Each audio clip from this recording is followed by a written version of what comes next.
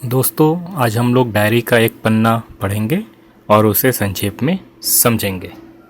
Diary का एक पन्ना श्री सीताराम सेकसरिया जी द्वारा लिखी गई है। इनका जन्म 1892 में राजस्थान के नवलगढ़ में हुआ था। बहुत अच्छे लिखते हैं और ये स्वतंत्रता के संग्राम से बहुत प्रेरित थे। जो कुछ घटना वो देखते थे, सुनते थे या अपने विवेक से जो समझते थे उसे अपने डायरी में वो लिख लेते थे। तो शुरू करते हैं डायरी का एक पन्ना। डायरी का एक पन्ना 26 जनवरी 1931। 26 जनवरी, आज का दिन तो अमर दिन है। आज के ही दिन सारे हिंदुस्तान में स्वतंत्रता दिवस मनाया गया था और इस वर्ष भी उसकी पुनरावृत्ति थी, जिसके लिए काफ़ी तैयारियां पहले से की गई थी। गत वर्ष अपना हिस्सा बहुत साधारण था। इस वर्ष जितना अपने दे सकते थे दिया था। केवल प्रचार में 2000 रुपया खर्च किया गया था। सारे काम का भार अपने समझते थे अपने ऊपर है और इसी तरह जो कार्यकर्ता थे उनके घर जा जाकर समझाया था। लेखक कहते हैं कि आज का दिन तो अमर दिन है, मतलब कि आज का दिन तो बहुत महत्वपूर्ण है और कभी न भूला जाने वाला दिन है। आज के ही दिन तो स्वतंत्रता की लड़ाई लड़ी गई थी और बहुत सारे लोगों ने अपना अपना योगदान दिया था और सभी अपना कर्तव्य समझते थे। सभी से जितना हो सकता था वो इस काम में योगदान दिए थे और सिर्फ प्रचार के लिए तो करीब करीब 2000 रुपया का खर्च भी किया गया था कि सारे लोगों को जा जाकर बताया जा सके कि स्वतंत्रता की लड़ाई लड़ी जा रही है और लोगों को अपनी ओर बुलाया जा सके। बड़े बाजार के प्रायः मकानों पर राष्ट्रीय झंडा फहरा रहा था और कई मकान तो ऐसे सजाए गए थे कि ऐसा मालूम होता था कि मानो स्वतंत्रता मिल गई हो। कलकत्ते के प्रत्येक भाग में ही झंडे लगाए गए थे। जिस रास्ते से मनुष्य जाते थे उसी रास्ते में उत्साह और नवीनता मालूम होती थी। लोगों का कहना था कि ऐसी सजावट पहले नहीं हुई। पुलिस भी अपनी पूरी ताकत से शहर में गश्त देकर प्रदर्शन कर रही थी। मोटर लारियों में गोरखे तथा सार्जेंट प्रत्येक मोड़ पर तैनात थे। कितनी ही लारियां शहर में घुमाई जा रही थी। घुड़सवारों का प्रबंध था। कहीं भी ट्रैफिक पुलिस नहीं थी। सारी पुलिस को इसी काम में लगाया गया था। बड़े बड़े पार्कों तथा मैदानों को पुलिस ने सवेरे से ही घेर लिया था। लेखक कहते हैं कि कई मकानों पर तो बहुत अच्छी सजावट हो गई थी। झंडे भी कई जगह पे फहराए गए थे, तो ऐसा मालूम पड़ रहा था कि मानो स्वतंत्रता ही मिल गई हो। और जो पुलिस थी वो नहीं चाहती थी कि लोग स्वतंत्रता मनाएं, क्योंकि ये सब चीज़ उनके खिलाफ में हो रहा था। उनको ये सब अपने विरुद्ध दिख रहा था, इसलिए वो गश्त लगा रही थी कि इनको रोका जा सके। सभी तरफ पुलिस तैनात कर दी गई थी। गोरखा रेजिमेंट आ गए थे, सार्जेंट आ गए थे, घुड़सवार भी थे रोड पर पुलिस के, और सभी जगह इनको रोकने का भी प्रबंध प्रशासन द्वारा की जा रही थी। मगर लोगों में एक उत्साह था, वो लोग घर के ऊपर सजावट कर रहे थे। आगे का कहानी समझने के लिए कृपया सब्सक्राइब करें और डिस्क्रिप्शन में दिए गए लिंक पर कांटेक्ट करें। अब हम लोग कहानी पूरा पढ़ लेते हैं। मॉन्यूमेंट के नीचे जहां शाम को सभा होने वाली थी, उस जगह को तो भोर में 6 बजे से ही पुलिस ने बड़ी संख्या में घेर लिया था, पर तब भी कई जगह तो भोर में ही झंडा फहराया गया। श्रद्धानंद पार्क में बंगाल प्रांतीय विद्यार्थी संघ के मंत्री अविनाश बाबू ने झंडा गाड़ा तो पुलिस ने उनको पकड़ लिया तथा और लोगों को मारा या हटा दिया। तारासुंदरी पार्क में बड़ा बाजार कांग्रेस कमेटी के युद्ध मंत्री हरिश्चंद्र सिंह झंडा फहराने गए, पर वे भीतर न जा सके। वहां पर काफी मारपीट हुई और 2-4 आदमियों के सिर फट गए। गुजराती सेविका संघ की ओर से जुलूस निकाला, जिसमें बहुत सी लड़कियां थी, उनको गिरफ्तार कर लिया। लेखक कहते हैं कि किस तरह से झंडा फहराने की तैयारी की जा रही थी, अलग अलग जगह पर तैयारियां की जा रही थी और किस तरह से पुलिस द्वारा उनको मारपीट कर भगाया जा रहा था। जो झंडा फहराने का जो प्लान था वो मॉन्यूमेंट के नीचे फहराया जाना था शाम को, लेकिन पुलिस वहाँ सुबह से ही तैनात थी कि झंडा फहराने नहीं देंगे। किंतु पुलिस रहते हुए भी लोगों ने हिम्मत दिखाया और कई जगह पर झंडा फहराया गया। उदाहरण के तौर पर लेखक कहते हैं कि श्रद्धानंद पार्क पर झंडा फहराया गया, जो अविनाश बाबू ने फहराया। अविनाश बाबू बंगाल प्रांतीय विद्यार्थी संघ के मंत्री थे, उन्होंने वहाँ पर झंडा फहराया, किंतु झंडा फहराने के बाद उनको गिरफ्तार कर लिया गया और वहाँ पर जो बाकी लोग थे उनको मारपीट कर भगा दिया गया। दूसरा उदाहरण लेखक दिए हैं सुंदरी पार्क का, जहाँ पर युद्ध मंत्री हरिश्चंद्र सिंह जी ने झंडा फहराया था। और दूसरा उदाहरण दिए हैं कि तारा सुंदरी पार्क में कांग्रेस के युद्ध मंत्री हरिश्चंद्र जी झंडा फहराने गए थे, पर वो अंदर नहीं जा सके क्योंकि काफ़ी पुलिस तैनात थी, वो अंदर नहीं जा सके झंडा फहराने, और वहाँ पर भी मारपीट करके वहाँ के लोगों को पुलिस ने भगा दिया। और तीसरा उदाहरण लेखक दिए हैं गुजराती सेविका संघ की, जो कि स्त्रियों द्वारा निकाली गई थी। बहुत सारी लड़कियाँ और स्त्रियाँ इस ग्रुप में थी, इस संघ में थी, और ये लोग जुलूस निकाल कर जा रहे थे झंडा फहराने के लिए। ये लोग जुलूस में जा रहे थे, किंतु पुलिस ने इनको गिरफ्तार कर लिया था। 11 बजे मारवाड़ी बालिका विद्यालय की लड़कियों ने अपने विद्यालय में झंडोत्सव मनाया। जानकी देवी, मदालसा बजाज नारायण आदि भी गई थीं। लड़कियों को उत्सव का क्या मतलब है समझाया गया। एक बार मोटर में बैठकर सब तरफ घूमकर देखा तो बहुत अच्छा मालूम हो रहा था। जगह जगह फोटो उतर रहे थे। अपने भी फोटो का काफ़ी प्रबंध किया था। 2-3 बजे कई आदमियों को पकड़ लिया गया, जिसमें मुख्य पूर्णोदास और पुरुषोत्तम राय थे। लेखक आगे कहते हैं कि स्त्री समाज का आगे भी बहुत बड़ा योगदान रहा है। जैसे कि 11 बजे ही मारवाड़ी बालिका विद्यालय की लड़कियों ने झंडा फहरा दिया था, जिनका नेतृत्व जानकी देवी और मदालसा बजाज कर रही थी, और लड़कियों का बहुत योगदान रहा है इस संग्राम में। आगे भी उन्होंने बहुत अच्छे जुलूस निकाले और बहुत काम किया। जगह जगह पे जुलूस निकल ही रहे थे और बहुत सारी गिरफ्तारियां भी हुई थी, जिनमें मुख्य गिरफ्तारी जो हुई थी वो पूर्णोदास की हुई थी और पुरुषोत्तम राय की हुई थी। सुभाष बाबू के जुलूस का भार पूर्णोदास पर था, पर वह प्रबंध कर चुका था। स्त्री समाज अपनी तैयारी में लगा था। जगह जगह से स्त्रियां अपनी जुलूस निकालने की तथा ठीक स्थान पर पहुंचने की कोशिश कर रही थी। मॉन्यूमेंट के पास जैसा प्रबंध भोर में था, वैसा करीब 1 बजे नहीं रहा।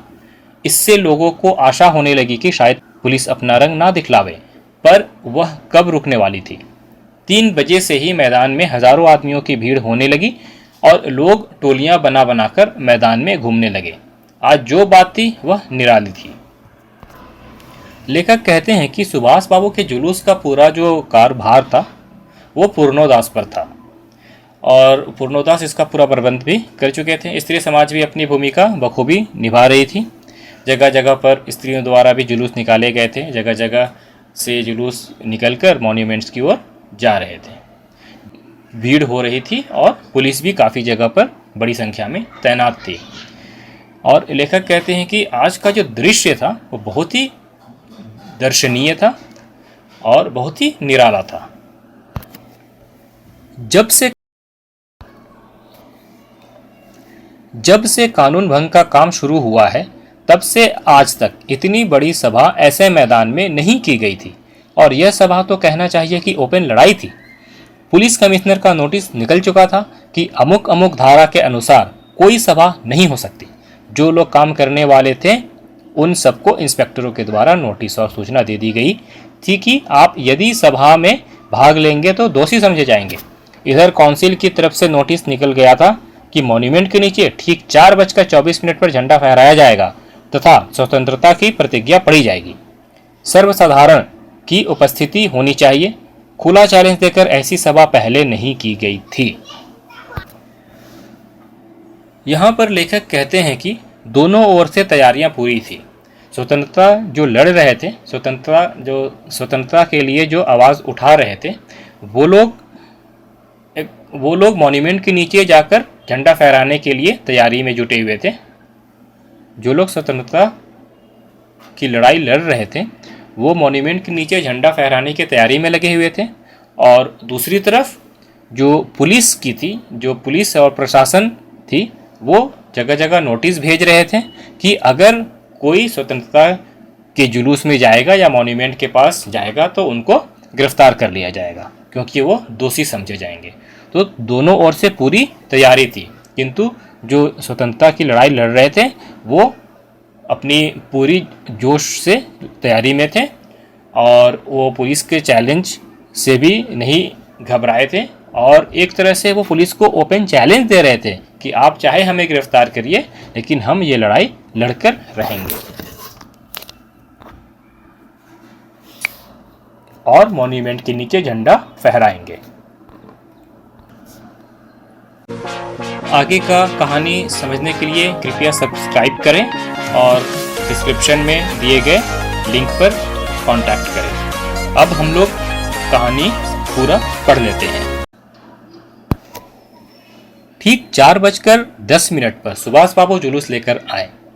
उनको चौरंगी पर ही रोका गया, पर भीड़ की अधिकता के कारण पुलिस जुलूस को रोक नहीं सकी।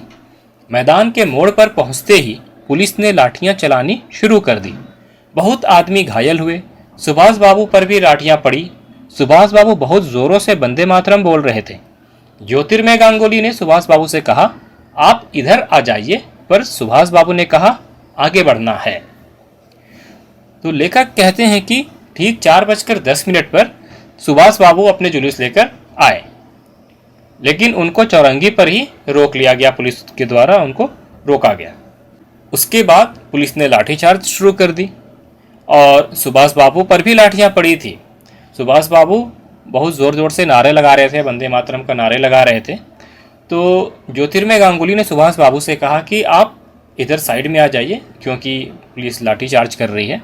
लेकिन सुभाष बाबू घबराए नहीं और उन्होंने कहा कि नहीं, आगे बढ़ना है, अभी रुकने का समय नहीं है, अभी आगे बढ़कर झंडा फहराना है।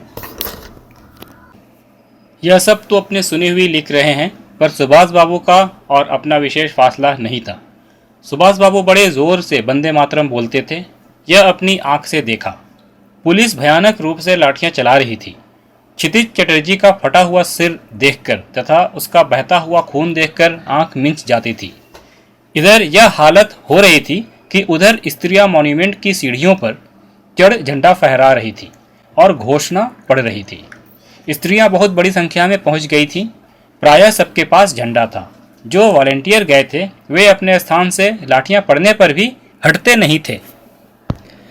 लेखक कहते हैं कि किस तरह से जुलूस आगे बढ़ रही थी और झंडा फहराने के लिए कितनी उत्सुक थी कि लाठी चार्ज होते हुए भी, इतने डंडे खाने के बावजूद भी कोई अपनी जगह से हिलने को तैयार नहीं था और अपनी जगह से हिलने को या हटने को तैयार नहीं थे।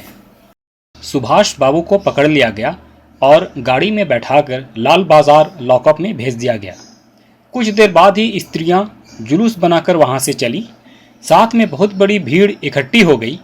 बीच में पुलिस कुछ ठंडी पड़ी थी, उसने फिर डंडे चलाने शुरू कर दिए।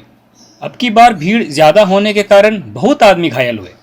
धर्मतल्ले के मोड़ पर आकर जुलूस टूट गया और करीब 50-60 स्त्रियां वहीं मोड़ पर बैठ गईं।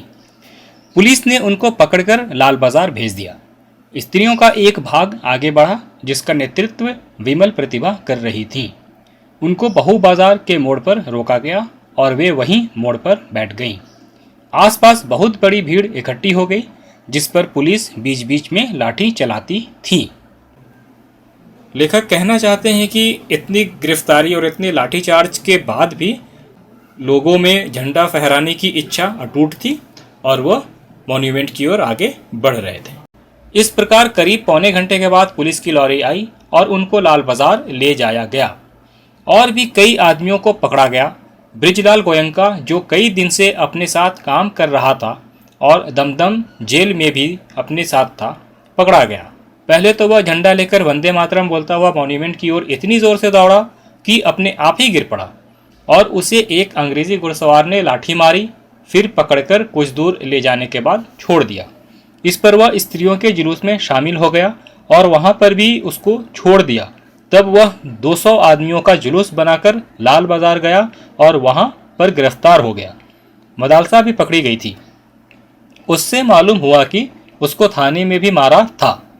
यहाँ लेखक कहते हैं कि किस तरह से लोग झंडा फहराने के लिए अपने जुलूस को लेकर आगे बढ़ रहे थे, तो उसमें बृजलाल गोयनका भी जो काम किए थे उनके बारे में बताया गया है कि वो तो पहले इतनी ज़ोर से दौड़े कि वो खुद ही गिर पड़े, फिर वो औरतें के जुलूस में शामिल हो गए तो वहाँ पकड़ लिए गए। फिर भी उनको 2 बार छोड़ तो दिया गया, लेकिन फिर उसके बाद भी वह 200 का जुलूस निकालकर वो फिर लाल बाज़ार की ओर आगे बढ़े। किंतु अलग अलग जगह से बहुत सारे लोगों की गिरफ्तारी हो गई थी।